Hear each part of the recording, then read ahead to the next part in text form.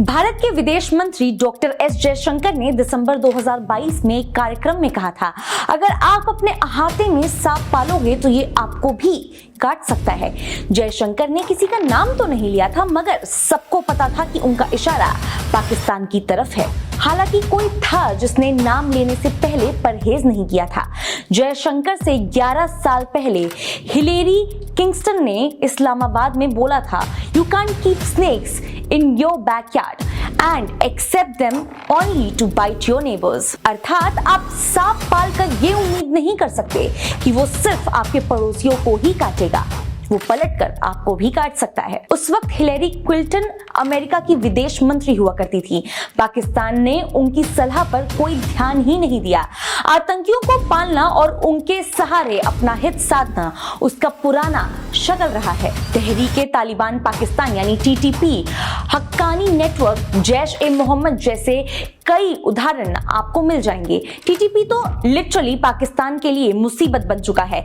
इस लिस्ट में शामिल एक और नाम अब चर्चा में आ चुका है। ये तो हुआ 16 जनवरी 2024 को पाकिस्तान के बलूचिस्तान में मिसाइलों और ड्रोन से हमला हुआ। हमले की जिम्मेदारी ईरान ने ली। उसने कहा, हमने आतंकी संगठन जैश अल अदल के ठिकानों को उड़ाया है। ये गुट ईरान पर हमले के लिए कुख्यात रहा है। इसका बेस ईरान और पाकिस्तान के बॉर्डर पर बसे इलाकों में है। ईरान ने पहले भी कई दफा पाकिस्तान को चेतावनी दी थी और जैश अल अदल के खिलाफ कार्रवाई करने की बात भी कही थी। पाकिस्तान नहीं माना, फिर भी ईरान उसकी सीमा में हमला करने से बच रहा था। 16 जनवरी को उसने सीमा पार कर दी। पाकिस्तान ने हमले की कड़ी निंदा की है, बोला ये हमारी संप्रभुता का उल्लंघन है, करारा जवाब मिलेगा। एक दिलचस्प बात पता है, जिस वक्त ईरान की फौज हमले की तैयारी कर रही थी, पाकिस्तान के केयरटेकर प्राइम मिनिस्टर अनवारुल हक कारर ईरान के विदेश मंत्री से हाथ मिला रहे थे। नमस्कार, मैं हूं मुस्कान ओझा। सिटी हेडलाइंस भारत के इस बेहद खास एपिसोड में आपका स्वागत है। आज कुछ बेहद अहम सवालों के जवाब जानेंगे और समझने की कोशिश भी करेंगे। शुरुआत करने से पहले आपको सवाल भी सुना देते हैं। ईरान ने पाकिस्तान पर हमला क्यों किया? जैश अल अदल की असली कहानी क्या है और क्या ईरान और पाकिस्तान भिड़ सकते हैं? देखिए, कहना गलत नहीं होगा कि आज के दिन पाकिस्तान और ईरान के बीच जंग की आशंका जताई जा रही है, मगर एक समय तक दोनों एक दूसरे के लंगोटिया यार भी हुआ करते थे। दोनों देशों के बीच लगभग 909 किलोमीटर लंबी सीमा है। इसका निर्धारण 1950 के दशक में आपसी सहमति से हुआ था। ये सीमा पाकिस्तान के बलूचिस्तान प्रांत को ईरान के सिस्तान बलूचिस्तान से अलग करती है। पाकिस्तान 14 अगस्त 1947 को बना था, भारत से अलग होकर। उसी रोज ईरान ने पाकिस्तान को मान्यता दे दी थी, साथ ही साथ डिप्लोमेटिक संबंध स्थापित किए थे। फरवरी 1955 में नेटो ने तर्ज पर सेंट्रल ट्रीटी ऑर्गेनाइजेशन की स्थापना हुई। पाकिस्तान और ईरान दोनों ही इसके मेंबर थे। फिर 1965 और 1971 में भारत और पाकिस्तान के बीच जंग हुई। इसमें ईरान ने पाकिस्तान की मदद भी की। 1965 के युद्ध में पाक फाइटर जेट्स बचने के लिए ईरान भाग जाते थे, वहां उन्हें शरण मिलती थी और ईरान उन जेट्स में ईंधन भी भरता था। रेजा शाह के शासनकाल में ईरान पाकिस्तान का सबसे बड़ा डोनर था। 1979 में ईरान में इस्लामिक क्रांति हुई, शाह की कुर्सी चली गई। फिर इस्लामी रिपब्लिकन की स्थापना हुई। पाकिस्तान मान्यता देने में आगे रहा था। फिर 1980 में ईरान इराक जंग शुरू हुई, तब पाकिस्तान ने ईरान का साथ दिया। इसी समय अफगानिस्तान में सोवियत यूनियन घुसा था। मुजाहिदीनों ने जंग शुरू की, उन्हें पाकिस्तान का साथ मिला। रही बात पैसों की, तो पैसा अमेरिका, सऊदी अरब और दूसरे सुन्नी इस्लामी देशों से आया। मुजाहिदीनों की मदद ईरान ने भी की, मगर ताजिक मूल के लोगों की। 1980 का दशक बीतते बीतते ईरान इराक का युद्ध भी खत्म हो गया था। सोवियत संघ को भी अफगानिस्तान से निकलना पड़ा था। फिर अफगानिस्तान ने नई लड़ाई शुरू कर दी। मुजाहिदीन आपस में लड़ने लगे। पाकिस्तान ने उनको साधने की कोशिश की तो अफगानिस्तान ने किंग मेकर की भूमिका हासिल करने के चक्कर में साथ देना शुरू किया। 1996 में तालिबान ने काबुल पर कब्जा कर लिया। तालिबान सुन्नी इस्लामी गुट है, उसने शिया मुस्लिम को निशाना बनाना शुरू किया। इससे ईरान नाराज हो गया। उसने अहमद शाह मसूद के नॉर्दर्न अलायंस को सपोर्ट किया। मसूद को भारत का भी साथ मिला था। फिर 1998 में मजार ए शरीफ में 11 ईरानी नागरिकों की हत्या हो गई। इनमें से 8 डिप्लोमेट्स थे। ईरान ने आरोप तालिबान पर लगाया, अफगान बॉर्डर पर 3 लाख की फौज उतार दी। बाद में किसी तरह मामला शांत हुआ। चूंकि तालिबान के पीछे पाकिस्तान का भी हाथ था, इसलिए तनाव का असर कहीं ना कहीं ईरान के साथ रिश्तों पर भी पड़ा। फिर 11 सितंबर 2001 की तारीख आई, अमेरिका पर आतंकी हमला हुआ। अमेरिका ने अफगानिस्तान में वॉर ऑन टेरर शुरू कर दिया, तालिबान को सत्ता से हटा दिया। इसमें पाकिस्तान भी शामिल हुआ था। उसको खुद को तालिबान से अलग दिखाना पड़ा। इस घटनाक्रम ने ईरान, पाकिस्तान और अमेरिका को एक ही कतार में ला दिया। कुछ समय तक ईरान ने भी वॉर ऑन टेरर को सपोर्ट किया था, मगर अमेरिका के साथ उसकी पुरानी रंजिश भारी पड़ गई और ईरान इन सब से अलग हो गया। वॉर ऑन टेरर अगस्त 2021 में खत्म हुआ। तालिबान की सत्ता में वापसी हुई। उसने वादा किया कि अपनी जमीन का इस्तेमाल आतंकी गतिविधियों के लिए नहीं होने देगा। इस बार भी तालिबान को पाकिस्तान का साथ मिला, मगर ये उसकी भूल थी। मसलन तालिबान ने तहरीके तालिबान पाकिस्तान के लीडर्स को शरण दी। टीटीपी को पाकिस्तान आतंकी संगठन मानता है। इस गुट ने पाकिस्तान के कई बड़े हमले किए हैं। इसको लेकर पाकिस्तान नाराजगी जता चुका है। अफगानिस्तान में हमले की धमकी भी दे चुका है, मगर अफगान तालिबान ने उल्टा पाकिस्तान को ही लताड़ दिया है।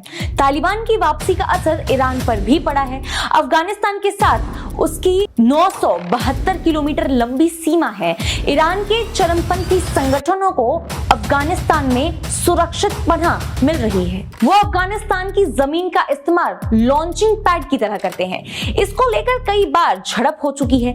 इसमें कई ईरानी सैनिकों और तालिबानी लड़ाकों की मौत भी हुई है। ईरान जो इल्जाम अफगान तालिबान पर लगाता है, उसी आधार पर पाकिस्तान को भी लताड़ता है। आतंकियों को शरण देने का आरोप लगाता है। हालांकि यहाँ मामला दो तरफा है। पाकिस्तान भी ईरान पर चरमपंथियों को उकसाने का इल्जाम लगाता रहता है। पाकिस्तान और ईरान दोनों देशों में बड़ी संख्या में बलोच आबादी रहती है। पाकिस्तान में बलोचिस्तान प्रांत में, जबकि ईरान में सिस्तान बलोचिस्तान में। पाकिस्तान वाले हिस्से में बलोचिस्तान लिबरलाइजेशन फ्रंट यानी BLF, बलोचिस्तान लिबरलाइजेशन आर्म यानी BLA, Baloch nationalist army BNA और बलोच रिपब्लिकन आर्मी BRA जैसे गुट एक्टिव है। पाकिस्तान का आरोप है कि इन्हें ईरान से पैसा और सपोर्ट मिलता है। ईरान वाले हिस्से में जंदुल्लाह और जैश अल अदल जैसे गुट काम करते हैं। ईरान का आरोप है कि उनको पाकिस्तान से साथ मिलता है। इस पर जानकार कहते हैं कि दोनों देश एक दूसरे के चरमपंथों गुट का इस्तेमाल अपने अपने हितों के हिसाब से करते रहते हैं। इसका पुराना इतिहास रहा है। नतीजतन पाकिस्तान ईरान के सियासी इलाकों में हिंसा बढ़ी है। हाल के कुछ उदाहरणों से समझते हैं। देखिए, जनवरी 2023 में बलूचिस्तान में एक हमले में 4 पाकिस्तानी सैनिकों की मौत हो गई। तत्कालीन पाक PM शहबाज शरीफ ने ईरान को ध्यान रखने की चेतावनी दी थी। इसके बाद अप्रैल 2023 में बलूचिस्तान में क्रॉस बॉर्डर फायरिंग में पाकिस्तान फौज की 4 जवानों की हत्या कर दी गई। इसके बाद ईरान के 6 सैनिकों की मौत हो गई। ईरान ने पाकिस्तान को वार्निंग भी दी। दिसंबर 2023 में ईरान के रस्क में पुलिस पर हमला हुआ। इसमें 11 पुलिस वाले मारे गए। तब ईरान के गृह मंत्री ने पाकिस्तान को जैश अल अदल पर लगाम लगाने के लिए कहा था। और फिर आई 16 जनवरी 2024 की तारीख, जब ईरान ने बिना वार्निंग दिए ही पाकिस्तान की सीमा में घुसकर बमबारी कर दी। ईरान की सरकारी मीडिया के मुताबिक हमले में जैश अल अदल के 2 ठिकानों को निशाना बनाया गया है। मिसाइलों और ड्रोन्स के जरिए ईरान ने दावा किया कि हमला सफल रहा है। अब इतना कुछ समझ ही लिया है तो जैश अल अदल की कहानी क्या है ये भी जान ही लेते हैं। दरअसल जैश अल अदल एक सुन्नी इस्लामी संगठन है। ये ईरान में आत्मघाती धमाकों, किडनैपिंग, हत्या जैसी संगीन अपराधों में शामिल रहा है। अमेरिका के डायरेक्टर ऑफ नेशनल इंटेलिजेंस यानी DNI की वेबसाइट पर छपी जानकारी के मुताबिक इस गुट की शुरुआत 2002 या 2003 के आसपास ही हुई थी। जंदुल्ला के नाम से संस्थापक बना अब्दुल मलिक रिगी। उसके विद्रोह का मकसद था ईरान से आजादी। 2010 में रिकी पकड़ा गया, उसको मौत की सजा मिली। रिकी की मौत के बाद जंदुल्ला अलग अलग गुटों में बट गया। इसमें से एक पावरफुल गुट बना जैश अल अदल।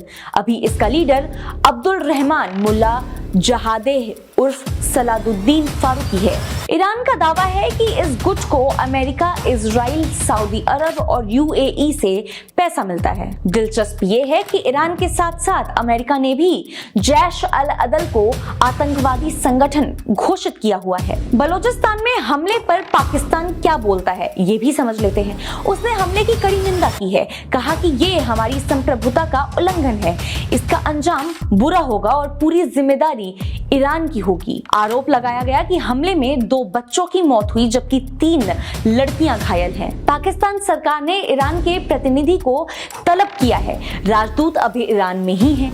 अगली सूचना तक उनके लौटने पर रोक रहेगी। इसके अलावा पाकिस्तान ने ईरान से अपने राजदूत को वापस बुलाने का फैसला किया है। 17 फरवरी को पाकिस्तान विदेश मंत्रालय ने इसका ऐलान किया। हालांकि सरकारी मीडिया हमले का जमकर प्रचार प्रसार कर रही है। पाकिस्तान पर ईरान के हमले की टाइमिंग बेहद दिलचस्प है।